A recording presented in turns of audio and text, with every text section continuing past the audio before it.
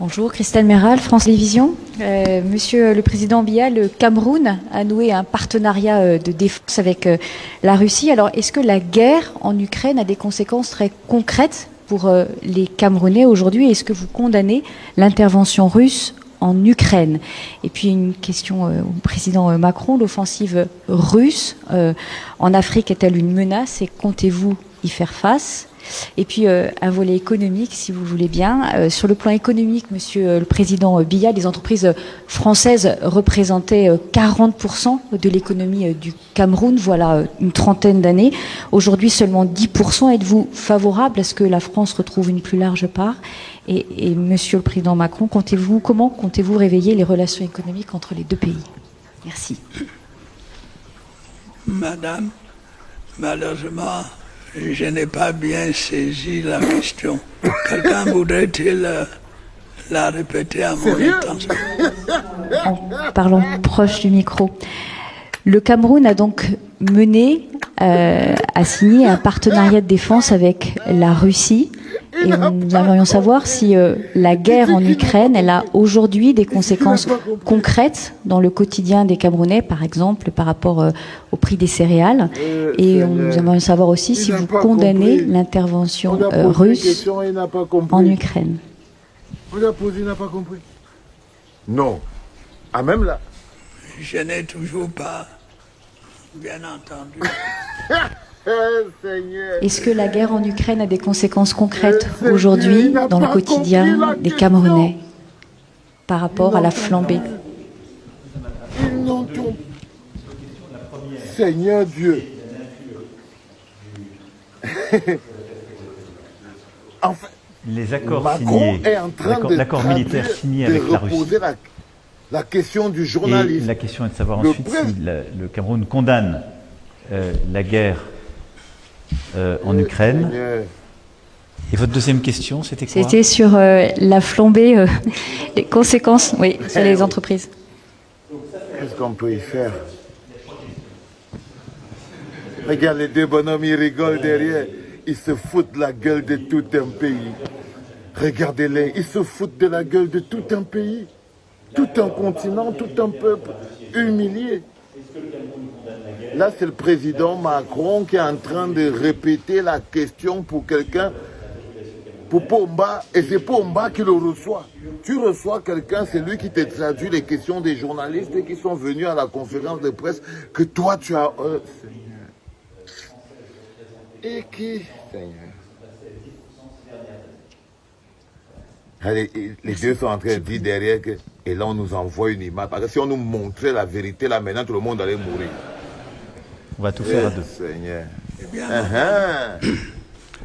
le Cameroun entretient des relations diplomatiques avec la France, bien sûr, mais aussi avec beaucoup d'autres pays. L'Allemagne, l'Espagne, la Chine, le Brésil. Et s'agissant de la relation avec la Russie, elle est ancienne et nous avons signé avec ce pays un accord de coopération qui était venu à expiration. On l'a renouvelé et nous l'avons signé. Le voyage de mon ministre en Russie n'avait pas de rapport avec la situation de la guerre en Ukraine. Nous avons l'habitude de signer des accords de ce genre. Et en Afrique, il y a beaucoup de pays qui ont des accords avec la Russie. Donc c'était un acte dans la routine des relations diplomatiques entre nos deux pays. On a pensé que peut-être on allait apporter un concours à la Russie, je crois, qu'elle n'a pas besoin de l'apport du Cameroun. Il s'agissait simplement de renouveler l'accord préexistant. Il mange quelque chose. Tout cela est normal. Dans la bouche, il mange. Les gens sont évidemment préoccupés par la guerre d'Ukraine. La guerre d'Ukraine. Nous n'avons pas abordé ce problème et il n'était pas question pour nous de l'aborder. Donc c'était un acte de pure gestion d'une relation bilatérale. Votre deuxième question, si vous voulez bien me la rappeler.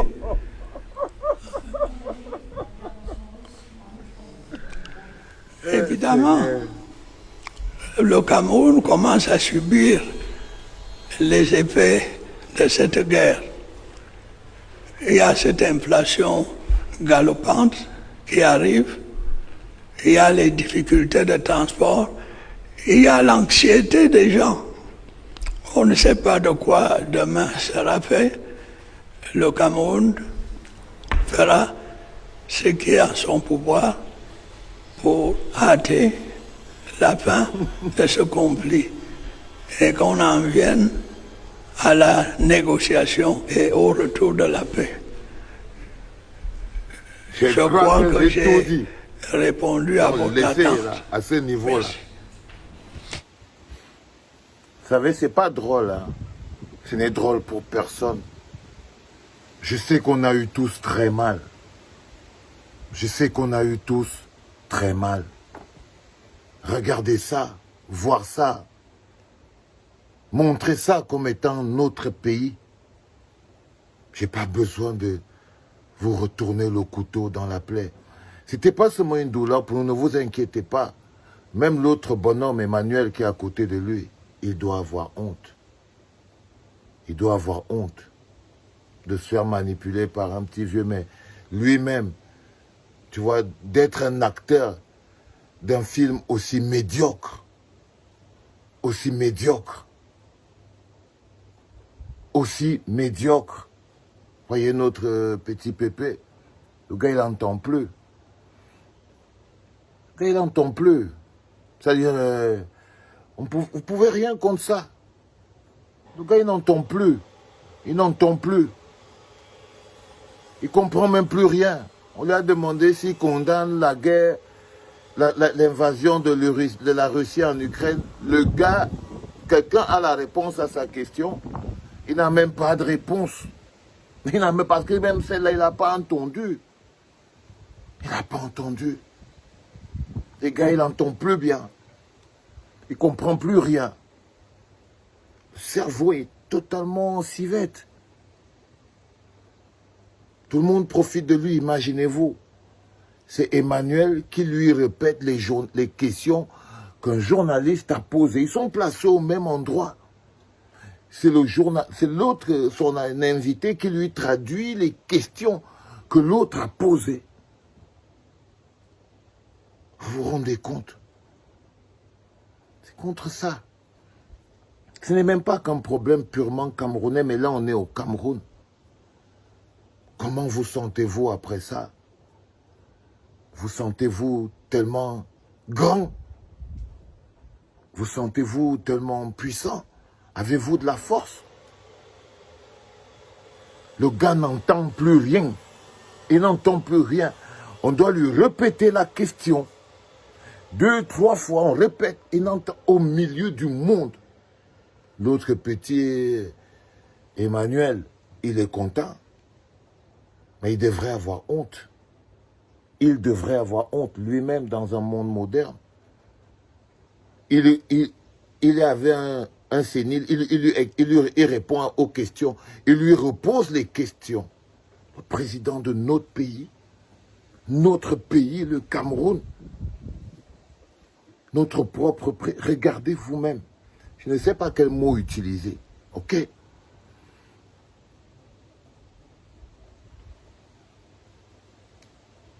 On s'en sort pas, les gars. On s'en sort pas.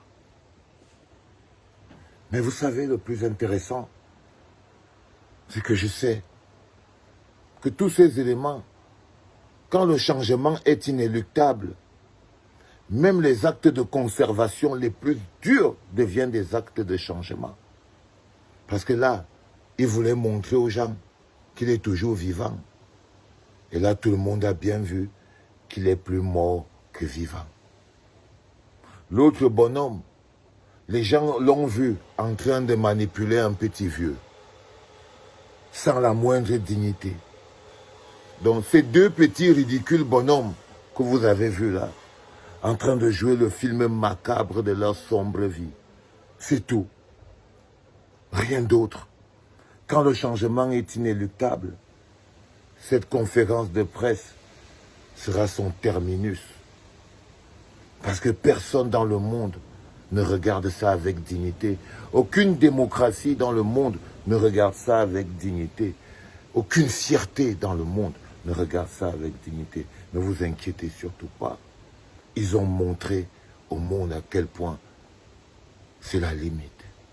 Peuple camerounais, j'ai rien à te dire. C'est la fin.